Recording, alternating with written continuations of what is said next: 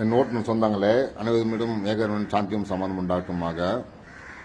அதாவது நம்மளோட கோரிக்கை என்னன்னாக்கா, ஆன்லைனுக்கு எதிராகவோ இல்லை ஊப்பர் ஓலா அதெல்லாம் எதிராகவோ கிடையாது. ஓகேங்களா? நமக்கு நியாயமாக அரசாங்கம் கொடுத்த மீட்டரில் தான் நம்ம வெளியே வாங்க போகிறோம். அந்த அரசாங்கம் கொடுத்த மீட்டரில் நீங்கள் வெளியே நிறுந்தீங்க அப்படின்றது தான் கோரிக்கை. சரி, அரசாங்க மீட்டர் ஆன் பண்ண வேண்டியதானே அப்படின்னாக்கா, 2012 இருக்கிற விலைவாசி என்ன, இப்போ இருக்கிற விலைவாசி என்ன? அப்போ லிட்டர் 12 ரூபாய், உதிரி பாகங்கள் விலை கம்மி, அதுக்கேற்ற மாதிரி இருந்தது. இப்போ விலை ஜாஸ்தி. ஓகேங்களா? அந்த ரேட்டுக்கு இப்போ செட் ஆகாது. ஆன்லைன் காரணம் அவன் இஷ்டத்துக்கு போடுறான்.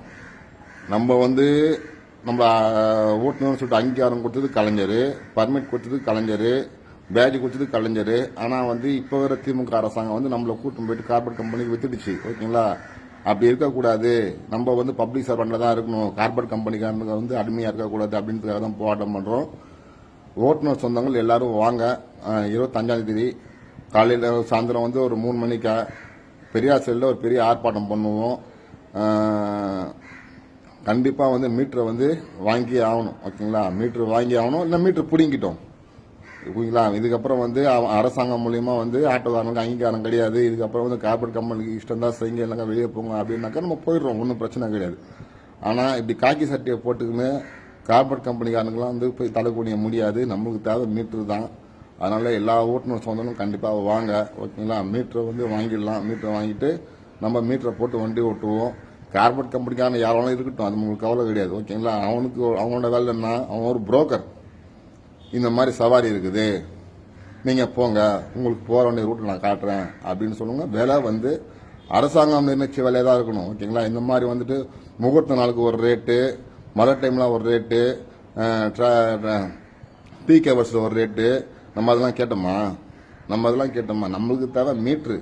எந்த நேரமா இருந்தான்னா சரி, ஒரு ஏழ்மையானவன் வெயில் டைம்ல ரேட்டு கம்மியா போறேன்னு, அப்போ முகூர்த்த நாளுக்கு அவன் வெளியில போறதுக்கு அவன் உடனே பணக்காரன் ஆயிடுவானா?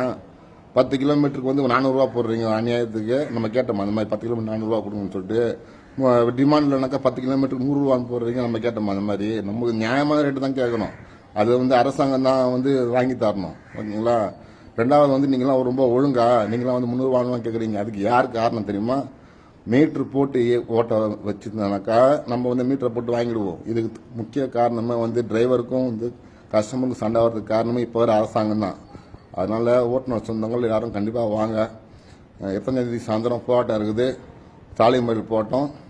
விடுவில்லாமல் அங்கேருந்து திரும்ப முடியாது. நாளைக்கு இதில் பண்ணுறாங்க, கமிஷன் ஆஃபீஸில் பண்ணுறாங்க, அவங்க சிஐடி பண்ணுறாங்க, அவங்க பண்ணிட்டு போகிறாங்க. சிஐடியை பொறுத்த வரைக்கும் என்ன பிரச்சனைனாக்கா, அவங்க போய் உள்ள போய் என்ன பேசுறாங்க இது பிரச்சனை தெரியாது. கூட்டணி ஆட்சியாக இருக்காங்க. அதனால அவங்ககிட்ட நமக்கு அந்த அளவுக்கு உடன்பாடு இல்லை. ஓகேங்களா? ஆனால் அவங்க நினைச்சா முடியும், ஆனால் செய்ய மாட்டாங்க. அந்த ஒரு அதிருப்தி ஆகுதால அவங்க கூட சேர மாட்டோம். நம்ம தனிச்சு பண்றோம். வாங்க, கண்டிப்பாக நாளைக்கு ஒரு பெரிய ஆர்ப்பாட்டம் பண்ணி கண்டிப்பாக மீட்டரை வாங்கிடலாம். ஓகேங்களா?